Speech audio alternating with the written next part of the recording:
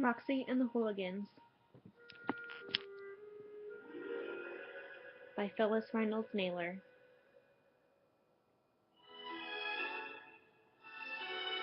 Chapter 4 Snake Eyes. When Roxie woke, it was early morning. She had not fallen out of the tree, but she was leaning dangerously off the side of the branch. Slowly she righted herself and wiggled her neck to get out the kinks.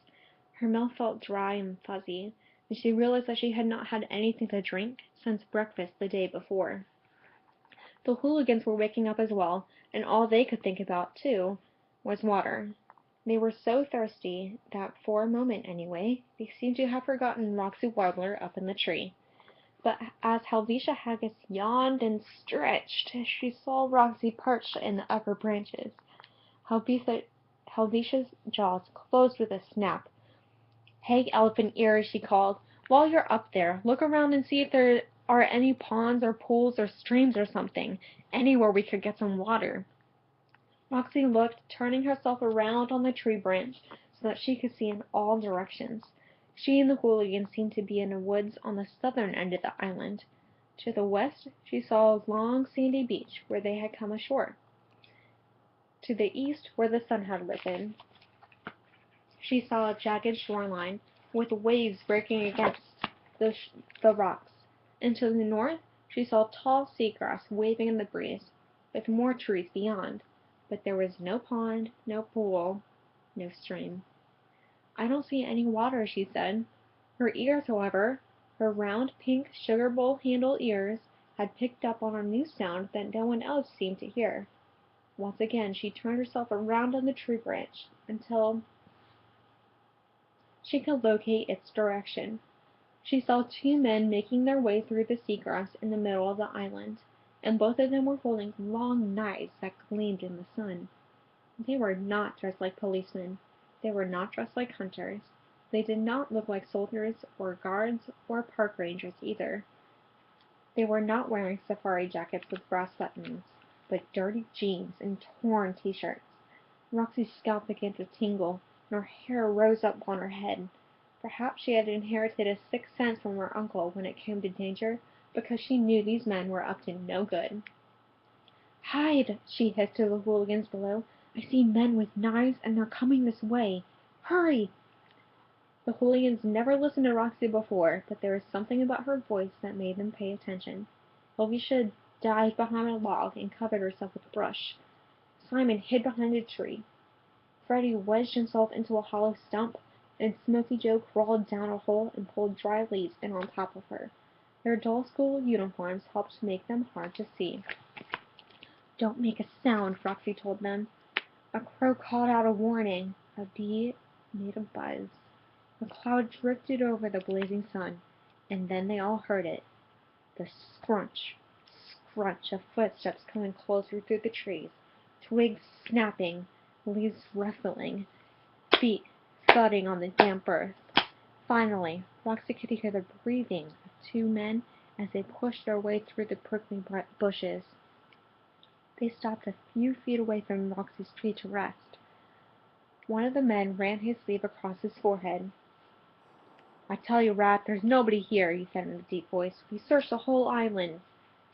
"And I'm telling you I heard somebody crying last night," the second man said. He pulled a plug of tobacco from his shirt pocket and bit off a piece.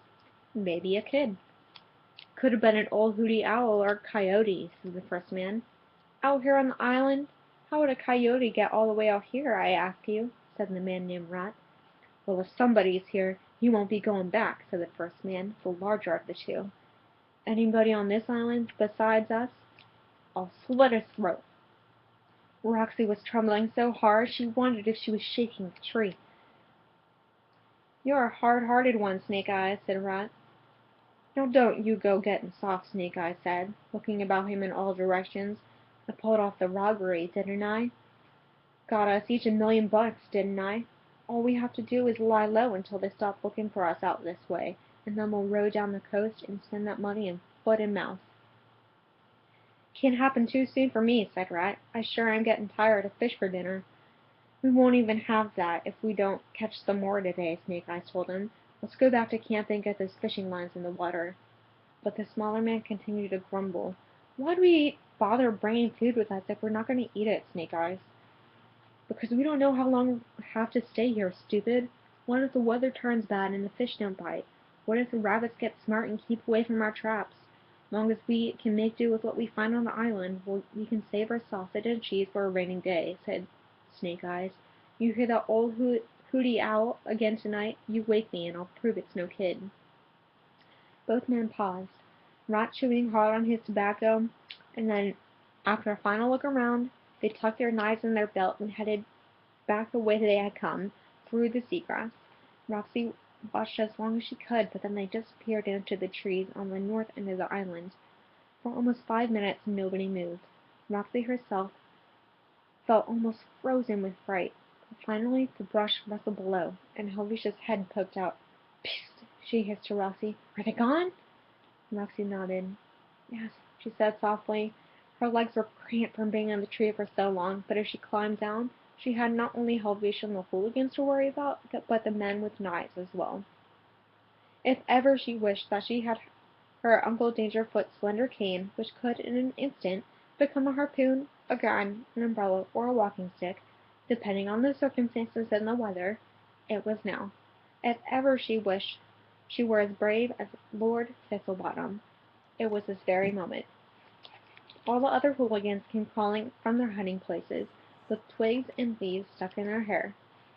"You heard them, Helvetia," Smoky Joe squeaked. "They've robbed a bank, and they're hiding out here." "And they'll slit the throat of anyone they find on the island," whispered Freddie Filch, his voice shaky. Helvetia ran her tongue over her dry lips and looked up at Roxie. "Well, Big Ears, you got us into this. You have any ideas? If you don't, and those men come back, we'll make sure you're the first one they catch."